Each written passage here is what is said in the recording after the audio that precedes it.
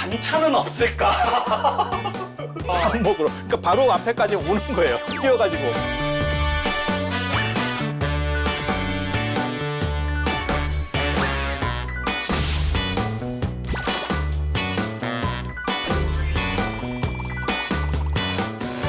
이런 좋은 프로그램 만드는 BTN 불교TV는 정말 대단한 공헌을 하고 있는 거겠네요.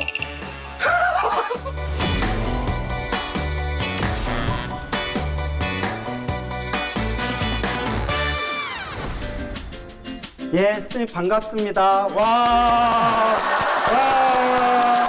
아니, 스님 오늘이 어떤 자리인지 아십니까? 아니 근데 우리 맨날 그 스튜디오 안에서 예. 우리 둘이서 그냥 약간 맞고 치는 느낌으로 했었잖아요. 예, 예. 근데 여기는 사람도 그렇게 많은 건 아닌데 조금 있고 그다음에 이 부처님을 뵈니까 이게 제가 사실은 송광사 굉장히 좋아하는 절인데 오. 그 부처님하고 똑같아요. 송광사 그 법당에서 뵙던 그런데 이 자리가 어디예요?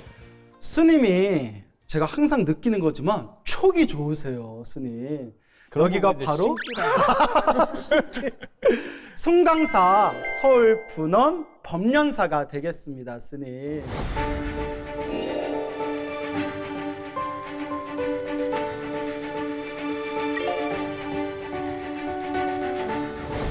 제가 스님 여기 법련사 갑작스럽게 지도법사가 됐어요. 여기 송광사 제가 유런에서 살고 있을 때 그때 총무소음을 받던 이제 스님께서 법련사 주지로 지금 계시고요. 그때 저한테 엄청 잘해주셨거든요. 또 저랑 굉장히 친한 스님이 여기 또 총무 스님으로 새로 오셨어요. 그 정 때문에 제가 여기 지도법사를 맡게 되었습니다, 스님. 저 축하해 주세요, 스님. 서울에서 스님은 서울에 사시면서 주변으로 많은 포교를 하시는 게 스님한테 맞는 것 같아요. 그리고 법련사 송광사 일찍 포교당을 이렇게 만들어서 이게 어떻게 보면 어른들의 성견지명이 있어서 지금은 이렇게 만들기도 어려워요. 그런데 이제 스님이 다시 오셨으니까 우리 주의 스님과 함께 해서 큰 시너지를 일으키면 지금 현재 종단에서도 포교를 굉장히 중요한 덕목으로 생각을 하고 사실 조계종이 조금 단점이 너무 수행 쪽에 치우치다 보니까 포교가 약간 떨어지는 그런 부분이 있는데 지금은 수행과 포교가 같이 가야 이게 새의 두 날개와 같은 거라서 그래서 두 분 스님께서 쌍으로 잘 맞추시면 서울 불교를 다시 일으키면서 뭔가 획을 긋는 일대 전환이 이루어지지 않을까 싶습니다. 근데 스님, 제 계약제라서 예, 이제 우쩍한 말이고요. 그래서 이렇게 오늘 서울 법련사에서 스님 모시고 여기 앉아 계신 분들이 다 스님 광팬들이에요. 우리 박수 한번 크게 드려요. 와, 네, 자연 스님 뵙고 싶다고 이렇게 오셨어요.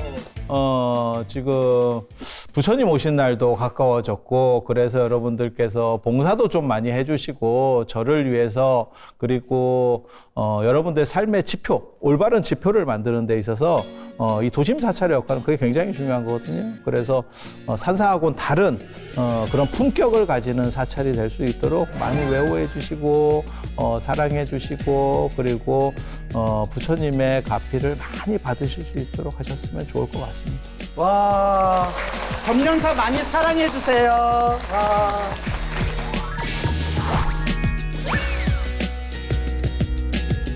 자, 스님 오늘 이렇게 오랜만에 만나 뵙게 되어서 반갑습니다, 스님. 오늘 또 저희들이 나눌 주제가 있잖아요. 우리 불교계 가장 큰 축제인 아주 기념일이 있습니다. 그게 뭔지 아시죠? 뭘까요? 제 생일? 제 생일은 아니고 부처님 오신 날이 코앞에 있습니다, 스님.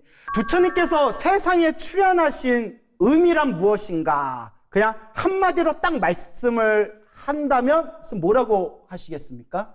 인간의 자유와 진정한 행복 좌표를 진정한 제시해 행복. 주신 거죠. 아. 그래서 우리가 그런 얘기 하잖아요. 예불에서도 3개 도사, 그게 뭐 요령 흔드는 그 도사가 아니고 인도자. 그래서 우리를 진리와 자유로 인도해 주시는 분. 그리고 부처님이 안 계셨으면, 그래서 불교는 저는 부처님을 믿는 종교라고 생각은 안 해요.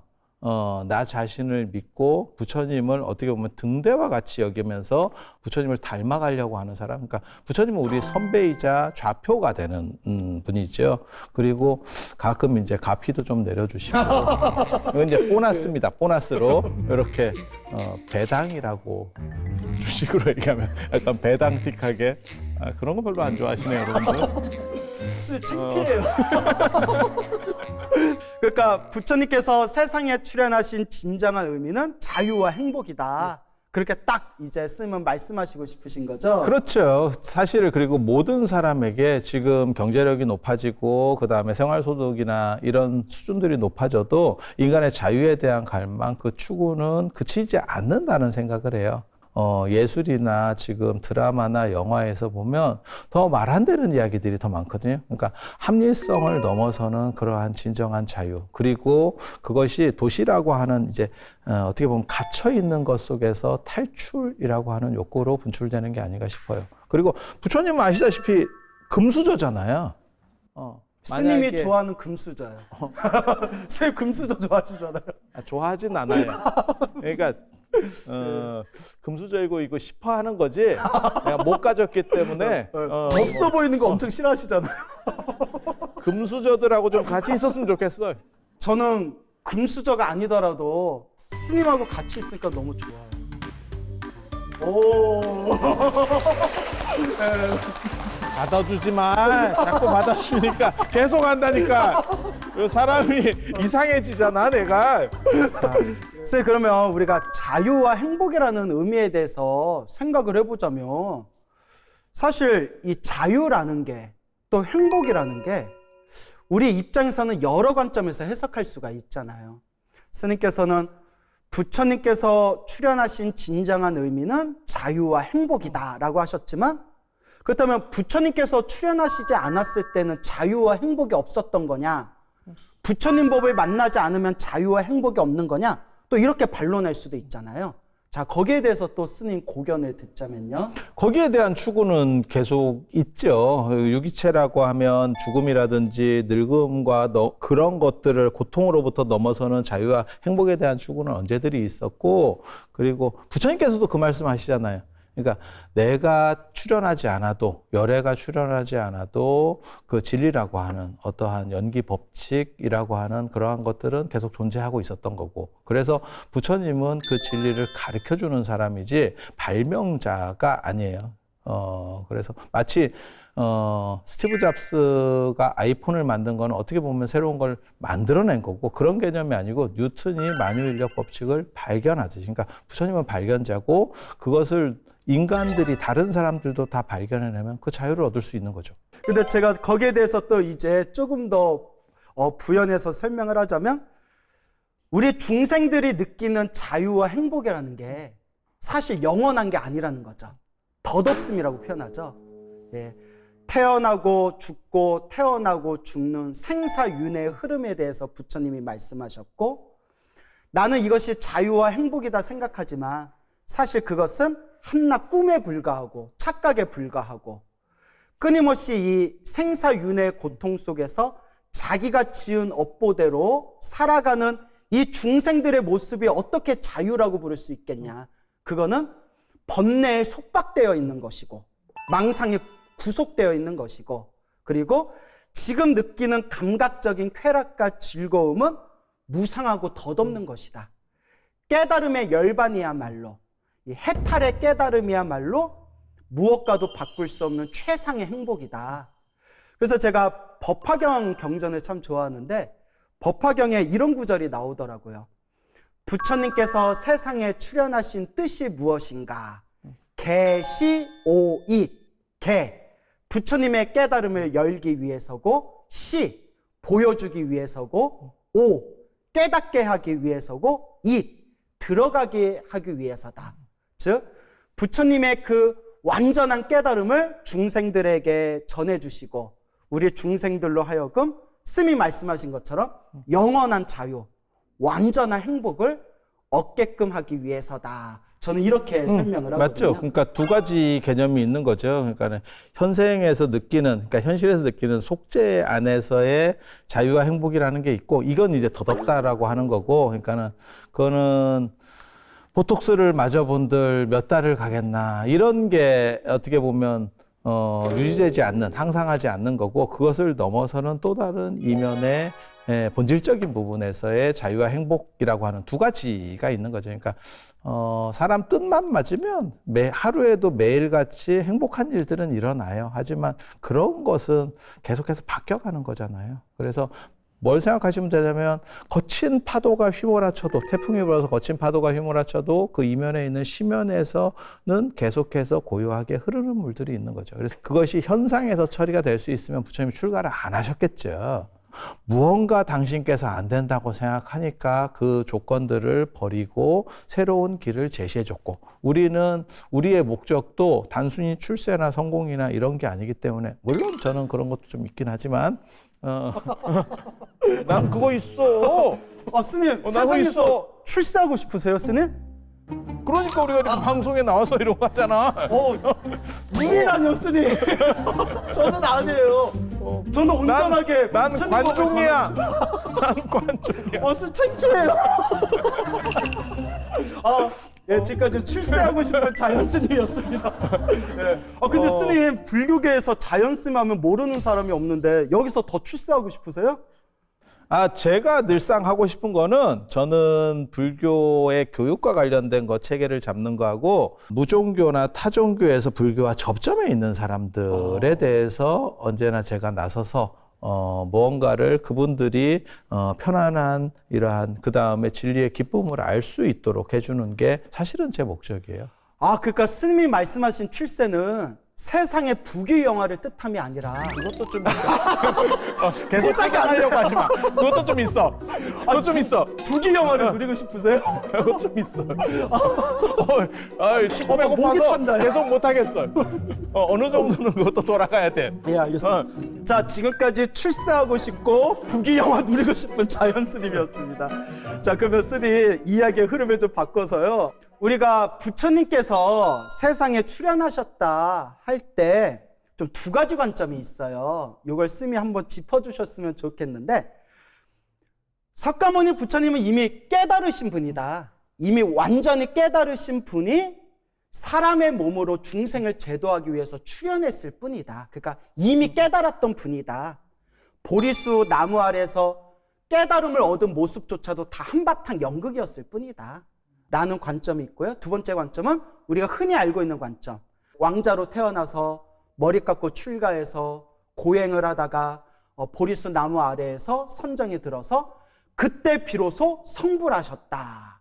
라는 두 가지 관점이 있잖아요. 예. 스님이 법화경을 좋아하시네. 저는 부처님 말씀하시는 경전 거 다 보면. 좋아해요. 예. 근데 솔직히 이런 두 가지 관점이 있잖아요. 대승에서 바라보는 관점, 또 남방불교에서 바라보는 관점. 쓰면 어떻게 생각되세요? 그러니까는 이제 앞에 우리 스님께서 말씀하시는 거를 가현설이라고 하는 거거든요. 그래서 현상에서 드러났었던 그러한 일대기의 모습들은 사실은 본질적 차원의 문제가 아니고, 그것은 어떻게 보면 왕자가 된 거지와 같은, 그래서 왕자가 거지의 역할을 한 것 같은 모습으로 드러내서 중생들을 제도하기 위한 거였다.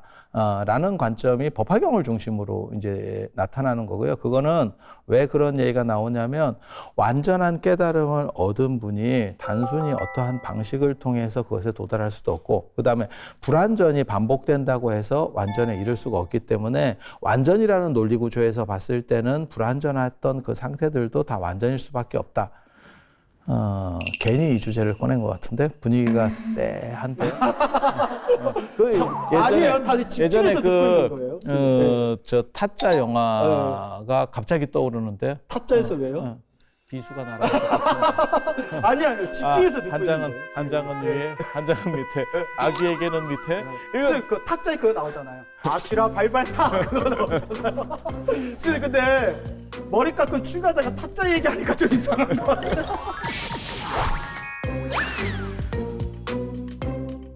그래서 그런 걸 가연설이라고 하는 거고, 그리고 그거는 기독교에도 똑같이 있습니다. 예. 그래서 기독교에서도 예수를 성령과 일체화 시킬 거냐, 그 다음에 그냥 성자의 개념으로 볼 거냐라고 하는 것과 사실은 맥락이 거의 통하는 거예요. 그리고 그게 유교에도 있었어요. 그래서 유교에서도 인간공자라고 하는 개념이 있는가 하면, 공자는 흑제, 북방 흑제, 그러니까, 북방 하느님의 아들이다라고 하는 썰이 있어요.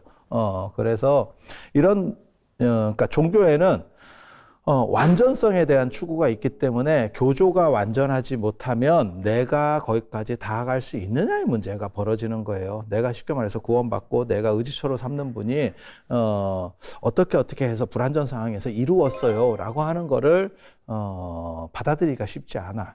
그래서 이런 현상들이 다 모든 종교에서 거의 공통으로 이루어지는 나타나는 모습이고, 이것도 하나의 타당성이 있는 주장이에요. 만약에 이게 불가능한 주장이었으면 모든 종교에서 보이지도 않을 거고, 그리고 어느 정도 전승되다가 사라졌겠죠. 그래서 그렇게 되는 게 있고, 또 하나는 남방불교나 안 그러면 초기 불교에서 나오는 것처럼 3대 아승기급 547생 동안의 보살도를 닦아서 마일리지를 축적해서 그 결과로서 양적인 것들이 질적으로 전환되는 거예요. 그러니까 뭐가 똑같은 거냐면 다이아몬드 흑연이 압력을 받아서 어느 순간에 다이아몬드로 질적 전환을 이루었다. 그것이 깨달음이다. 라고 말하는 거예요. 그래서 두 가지 다 충분히 설득력 구조는 있고, 종교는 정답의 문제가 아니고 내가 어떤 것을 받아들여서 행복하냐의 문제도 상당 부분이 있어요. 인식론적 부분이거든요. 그래서 저 같은 경우도 두 가지를 다 받아들여요. 만약에 노력하는 사람의 입장에서는 부처님이 단계적으로 나아가서 부처님이 됐어요라는 걸 인정을 안 하면 어떻게 되냐면 나는 안 될 것 같아. 나는 안 될 것 같아. 그래서 그쪽을 받아들이는 거고, 만약에 가피라든지, 제가 가피를 상당히 좋아하거든요. 그런 게 가능하려면 부처님이 아주 굉장히 완전한 분이어야 돼요. 자, 그러면 이제 스님 입장에서 제가 질문한 부분 있잖아요. 원래 완성되신 부처님이 시다르타 왕자로 태어나서 보리수 나무 아래에서 깨달는 모습을 일부러 보여주시고 중생을 제도했다라는 썰도 일리가 있고, 보살이 이제 시다르타 왕자로 태어나서 출가해서 보리수 나무 아래에서 비로소 완전히 성불하고 중생을 제도했다는 썰도 일리가 있다. 하지만 이제 가피 받는 입장에서는 그래도 완전하신 부처님께서 중생을 제도하려고 중생의 모습으로 나타서 성불하는 모습을 보여준 게 더 끌린다. 이 정도로 정리하면 되겠습니까? 많이 끌리죠. 좋네요, 스님. 자, 그러면 스님, 불자님들이 질문을 많이 하는 그런 내용이 하나 있는데 제가 오늘 스님께 대표로 제가 질문을 드리겠습니다. 혹시 이런 질문들을 좀 하세요. 부처님 생애 공부하신 분들이, 스님, 아기 부처님이 태어나서 7걸음을 걸으셨다는데 왜 7걸음을 걸으신 거예요? 라는 질문을 간혹 하십니다. 스님은 답을 아시리라 생각이 됩니다, 스님. 그게 왜 7걸음인지에 대해서 여러 가지 이야기들이 있었는데, 제가 책을 쓰기 전까지는, 그리고 제가 논문을 쓰기 전까지는, 우리 그 고익진 선생님께서 뭐라고 말씀하셨냐면, 6도를 넘어서는 깨달음의 7째 걸음. 그러니까 6도 윤회를 넘어서는 깨달음이라는 걸로 말씀을 하셨어요. 네, 저도 그 책 본 기억나요. 그래서 제가 딱 보는 순간 이게 뭐지? 이런 생각을 하게 됐고, 어떤 것과 관련된다라고 저는 생각하냐면 그 측행필보거든요. 땅에서 내리자마자 7걸음을 걸었다. 이렇게 나오는데, 거기서는 7이라는 숫자에 주목을 해야 돼요. 그래서 인도에서 부처님 당시에 사용하던 진법체가 사진법과 칠진법 두 가지가 있어요. 사진법과 칠진법. 그래서 부처님은 4월 8일에 태어나시고, 그 다음에 사성제 8정도 12연기를 말씀하시고 16대국을 돌아다니시고, 그 다음에 80세로 돌아가셔서 84,000 법문을 설하시고, 뭐 이렇게 전부 사진법 체계고, 그 외에 칠진법 체계로 나오는 게 일부가 있어요. 그리고 서북인도 쪽으로 가면 칠진법 문화가 훨씬 더 강력합니다. 그래서 극락과 관련된 아미타 정토랑 관련돼서는 전부 7 숫자가 계속 반복해서 나와요. 그리고 서북인도 쪽에 서릴치 유보가 있었기 때문에 서쪽 지역에 있었기 때문에 칠지법 문화를 받아들여서 오늘날까지 남아 있는 것 중에 하나가 사진법에서는 뭐든지 진법 체계에서는 제곱이 들어가면 그게 완전이라는 뜻이 있어요. 십진법 체계에서는 100이 온이에요. 온전하다 할 때. 그래서 온 100 이렇게 가는 거고 요즘은 단위가 더 커져서 100 곱하기 100이 돼서 만이 되는 거예요. 그러면 만물, 만사, 만생, 만세 이렇게 하듯이 이게 완전하다는 뜻을 가지게 되는 거고 사진법 체계에서는 사사 16이 완전성을 가져요. 그리고 그거는 대지도론이나 이런 데서 나옵니다. 16이라고 하는 것은 완전성을 가진다. 그리고 칠진법 체계에서는 49가 완전성을 가집니다. 그래서 49제라는 것도 그 서릴치 유부 쪽에서 나오는 이야기인 거고 그러니까 49일이라고 하는 중음이 49일이라는 것도 나오는 거고 그리고 그 칠진법 문화 때문에 이 7걸음이라고 하는 게 나오는 거예요. 그러니까 완전하게 걸었다라고 하는 거예요. 그러니까 이 세상에서 모든 어떻게 보면 태어나자마자 완전성으로 모든 곳에 두루 들리게 탄생계를 말씀하시는 거예요. 그게 뭐냐면 천상천하 유화독존 일체계고 오당한지라고 개성도 여러 가지 좀 버전이 있는데 제가 지금 말씀드린 천상천하 유화독존 일체계고 오당한지나 아당한지가 제일 일반적 버전이에요. 그래서 그렇게 말씀하시는 거고 그 얘기는 뭐냐? 모든 곳에서 내가 가장 어떻게 보면 더 이상 비길 데가 없다라고 하는 선언입니다. 선언. 그래서 7이라고 하는 숫자는 사실 거기서 그렇게 해석하는 게 타당성이 더 높습니다. 그러면 이제 스님이 말씀하신 거 조금 정리해 보자면 일단 저희가 왜 아기 부처님은 7걸음 걸었을까라고 했을 때 뭐 첫 번째 우리가 대중적으로 많이 알고 있는 썰이 육도윤회, 지옥, 아기, 축생, 아슈라, 인간, 천상 6가지 세상을 돌고 도는데 한 걸음 더 7걸음을 걸었다는 것은 육도윤회에서 완전히 벗어난 대자유, 대해탈을 뜻한다. 이렇게 해석이 되고 또 두 번째는 제가 어디 남방불교 이제 사야도 그런 분들의 책을 봤는데 7이 그 37조도품, 깨달음을 얻는 37조도품 중에서 칠각지를 뜻한대요. 그 다음에 이제 세 번째가 이제 스님께서 말씀해 주신 인도에서는, 고대 인도에서는 7이란 숫자를 완전한 숫자로 봤다. 성스럽고 완전한 숫자로 봤다. 라는 의미에서 아기 부처님이 7걸음을 걸었다는 것은 7이라는 걸 완전한 숫자로 바라보던 그때 인도 문화와 이제 어느 정도 그렇게 결부되어진 어떤 그런 하나의 모습일 것이다. 이렇게 이제 정리하면 되겠죠? 그리고 이게 되게 재밌는 게 완전성을 투영하려고 이제 그 불전들을 제가 다 찾았거든요. 전해지는 불전을 모두 찾았는데 그렇게 보면 7걸음을 걸었다도 있고 사방칠보를 걸었다라고 하는 것도 있고 육방칠보를 걸었다는 것도 있고 십방칠보를 걸었다는 것도 있어요. 그래서 그거는 완전성의 의미를 두려고 노력을 했구나라고 하면서 든 한 가지 생각은 뭐였냐면 상하로 걷기는 육방칠보면 상하를 걸었다. 이게 어떻게 걸어야 될까? 갔다가 제자리 와서 또 갔다는 건지. 아니요. 이게 위나 아래로 그러니까. 이거를 이렇게 걸으면 모르는데 이게 조금 그러니까 의미 부여가 더 크게 투영되는 것 같고 그리고 현재 우리나라에 팔상도가 한 20종류가 남아 있거든요. 근데 대부분은 사방으로 이렇게 네모로다가 만들어져 있어요. 그래서 여기에 대한 논점들도 생각보다 오랫동안 이야기들이 있었구나라는 거는 알 수 있어요. 여하튼 7이라는 숫자가 완전한 숫자를 뜻한다. 네. 요 정도에서 정리하면 될 것 같아요. 그래서 77에 49 한 바퀴 돌고 49가 이게 굉장히 재밌는 게 이 문화가 49 문화가 어디로 떨어지냐면 속화되면서 투전판에서 사구다시라는 문화로 되거든요. 사구다시. 투전판이요? 섰다 이런 데서 사구는 다시인데 사구가 되면 사구를 잡으면 다시가 나오는데 이게 굉장히 재밌는 게 상당히 이게 불교적으로 진짜 영향을 많이 미쳤구나라는 생각을 제가 왜 했냐면 동네마다 이 사구 다시면 파토거든요. 이게 판이 다시 깨져서 다시 돌아가는데 그러니까 윤회랑 똑같은 거예요. 한 바퀴 돌아가는데 그거 나오잖아요. 저 뭐야 타짜에도 또 타짜가 나오는데 타짜에서 그 고니가 내가 남자 어떡하지요? 주인공 고니. 이렇게 해서 사고 다시네. 그러니까 그때 걔가 뭐라고 얘기하냐면 묶고 더블로 가. 다시 돌릴까요? 다시 되돌려서 다 끝낼까요? 그러니까 묶고 더블로 가. 이랬다가 한 번에 날아가는 사건이 벌어지거든요. 그러니까 사고는 어떻게 보면 완전히 한 바퀴를 돌리는 그다음에 다시 리셋하는 의미가 있어요. 그리고 그게 투전판으로까지 들어오는 건데 서타판으로 들어오는데 재밌는 건 동네마다 이렇게 관찰했어요. 제가 한국 문화를 연구를 하면서 느낀 게 뭐냐면 어떤 동네에서는 사구가 땡은 파토를 못 시켜요. 근데 이런 얘기를 왜 제가 계속 들어야 되는지 아니.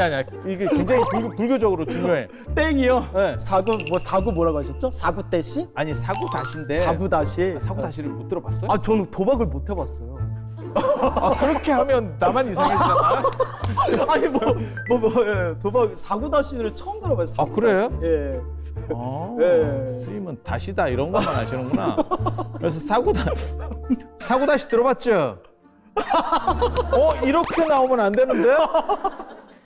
스님, 그러니까 스님께서 말씀해 주신 그 부처님의 7걸음에서 그게 우리 불교 문화, 나아가 한국 민속 문화에도 엄청난 영향을 미친 부분이 있다라는 걸 아주 정확하게 짚어주신 거잖아요. 제가 스님하고 대화하다 보면 스님의 이 박학 다식함은 어디서 나오나. 그래서 나도 놀라워. 스님도 놀라시는군요. 예. 나도 깜짝 놀래. 깜짝 놀라시는군요. 예. 저 오늘 놀랐어요, 스님. 예. 그래서 다시 한번 스님께 참 존경의 말씀을 올리고 싶고요. 그래서 스님 우리가 부처님 섰다 배워. 예, 나중에 한번 기회 될 때 개인 교습 좀 부탁드립니다. 우리가 부처님께서 이제 7걸음을 걸으시고 또 그 유명한 이야기 있잖아요.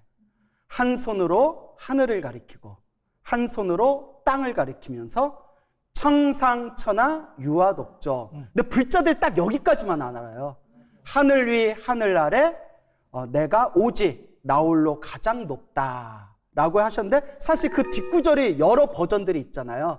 제가 기억하는 거는 뭐 삼계계고 아당한지도 있고요.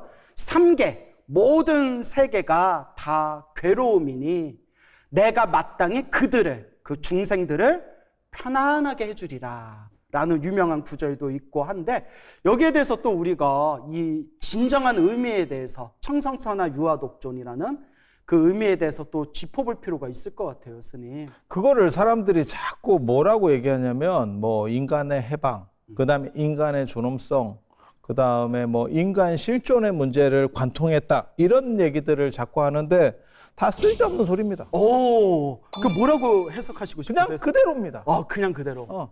내가 짱이야? 주혜니원 선생님께서 말씀하셨잖아. 내가 제일 잘 나가. 그 얘기를 하고 싶었던 거예요. 부처님이 최고다. 그래서 천상이라고 하는 거는 신들의 세계. 예. 그다음에 천하라고 하는 거는 인간들의 세계에서 그러니까는 천상과 천하에서 신과 인간의 그러니까 이족으로 움직이는 두 발로 움직이는 대상들 중에서 내가 최고입니다라고 하는 거예요. 부처인 내가 최고다. 네. 아니 그냥 태어난 내가. 그 이유는 뭐냐면 그 내가가 아기 부처님 스스로 나를 뜻한 겁니까? 아니면 우리 다 각자의 나를 뜻하는 겁니까? 아니 그 아기 부처님. 아기 부처님 나. 그러니까 언뜻 들으면 이게 뭔가 싶은데 그럴 수밖에 없었던 게 그러한 탄생계가 만들어질 때 어떤 이유들이 있냐면 저쪽은 지금 바라문교나 힌두교에서는 신을 내세우고 있는 거예요. 그러니까는 지금으로 말하면 예수 같은 존재가 있는 거예요. 근데 부처님은 사실 35세 때 깨달음을 얻으셔서 붓다가 된 거지 그전에는 우리랑 똑같은 인간이고 그렇지만 붓다가 될 인간이기 때문에 이제 보살이라고 하는 석가보살이라고 하는 꼭 부처님이 될 사람으로서 특징하는 것뿐이에요. 그러니까 붓다는 후천적집이지 선천적으로 다 가지고 나오는 게 아니에요. 마치 대통령하고 똑같은 거예요. 그거는 누가 종자가 있었던 게 아니고 우리 중에서 우리 대한민국 국민 중에서 뽑히는 거지. 그렇게 하기 때문에 너네는 올 때는 찌리했지? 라고 이놈들이 자꾸 씹는 거예요. 그러니까 그 당시 종교 상황을 보면 그게 굉장히 많이 시달렸는가 봐. 그래서 이 구절이 들어가는 겁니다. 그러니까 구원자로서 너네가 신이라고 말하는 그 걔네들보다도 그게 천상에 속하는 집단이에요. 천상에 있는 신들보다 부처님이 더 대단해요. 그 말을 갖다 박제를 시킨 거예요. 근데 이게 오늘날의 관점에서 보면 그 시대 상황을 모르니까 이거 조금 너무 약간 좀 그런 거 아니에요? 이게 혼자서 이렇게 할 수 있을까? 21 이전에도 이런 분이 계셨다고? 이런 생각을 하는 거야. 그러니까 조금 이제 인간의 부처님을 좀 해방, 겸손하게 만들고 싶었나 보죠. 인간의 해방, 뭐 실존, 무슨 뭐 촌엄성 이렇게 보장을 하는데 그냥 있는 대로입니다, 사실은. 그리고 그건 그 시대상에서는 정당했던 그 논리 구조를 가지고 있었던 거예요. 스님께서 말씀해 주신 부분이 아주 명쾌하다는 생각이 들어요. 그 당시에 인도 문화는 신들의 사회였잖아요. 신을 믿고 제사장들이 있고 신을 향한 문화였는데 신들조차도 영원한 존재가 아니다. 또 신들 위에 깨달은 자, 붓다가 세상에 출현했다. 붓다인 내가 하늘 위에 하늘 아래 가장 높다라는 어찌 보면 이제 부처님의 가르침이 세상에 출현할 것을 그렇게 예고하는 엄청난 대선언이 될 수도 있겠네요. 그리고 불교의 특징을 보여주는 거예요. 그러니까 불교 이전의 종교들은 특수하게 작은 부분들에서는 인간 중심적인 거가 있었지만 실제로는 큰 불교처럼 이렇게 등치가 커지는 종교는 없었어요.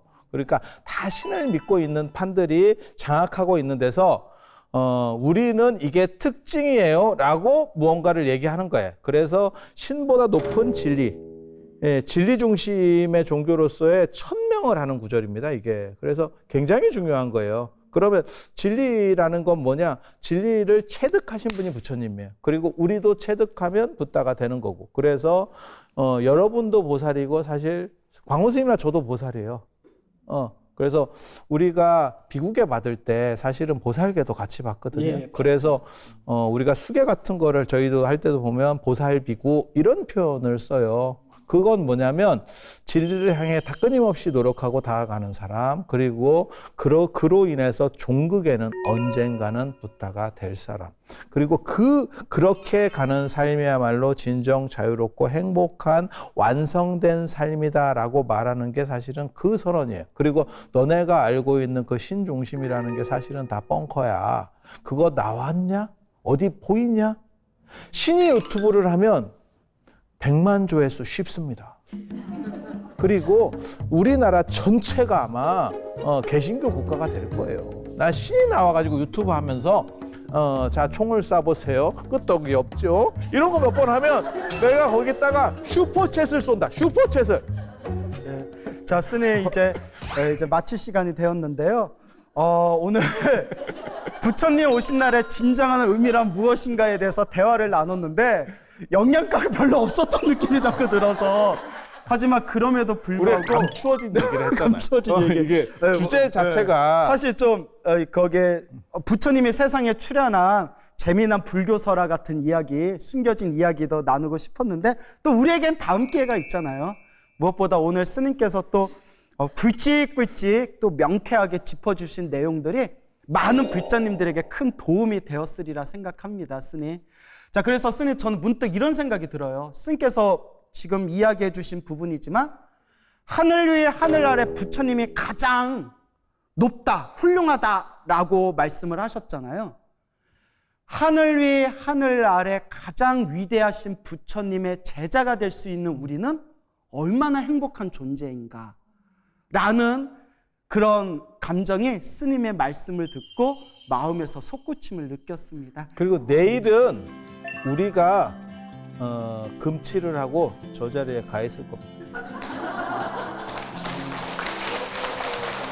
자, 참고로 평소에 금을 좋아하던 자연 스님의 말씀이었습니다. 자, 스님 이제 마지막 마무리 말씀 부탁드립니다. 부처님 오신 날을 맞아서 단순히 경화하고 등을 달고의 문제가 아니고 그분의 삶을 우리가 한번 되새겨보고 그 좌표로 척도를 가지고 닮아가려고 하는 모습을 보인다면 여러분은 이미 부처님 제자를 넘어서 부처님이 되신 거라고 생각을 합니다. 그래서 하루가 붙다가 되면 하루가 부처인 거고 그렇게 계속 살아가면 여러분은 불과를 완전히 이루십니다. 와. 스님. 역시 스님은 관중들이 있어야 힘이 나시네요. 제가 오늘 다시 느꼈거든요. 다음에는 더 모아보도록 하겠습니다. 스님 오늘 너무 감사드리고요. 다음 시간에 또 건강한 그런 모습으로 찾아뵙겠습니다. 스님 감사합니다. 고맙습니다.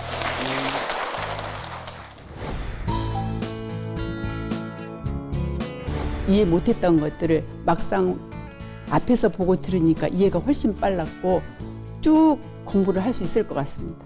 자연 스님하고 광 스님이 또 정말 막스답게 말씀이 착착 맞아 떨어져서 정말 즐겁게 봤습니다. 그리고 젊은 분들도 자연 스님이나 두 분의 영향으로 많은 불자가 생겼으면 합니다.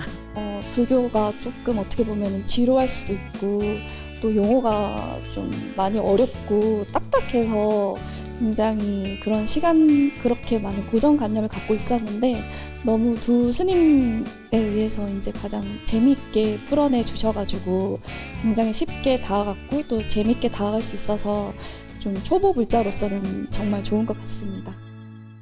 방송 포교 후원에 동참해 주신 분 중 추첨을 통해 속리산 달마 선원에서 범주 스님 선화등 달마도를 선물로 드립니다.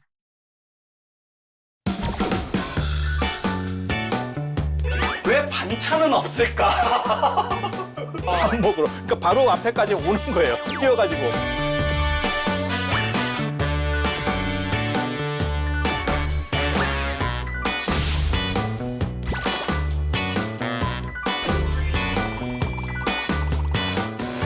이런 좋은 프로그램 만드는 BTN 불교TV는 정말 대단한 공헌을 하고 있는 거겠네요.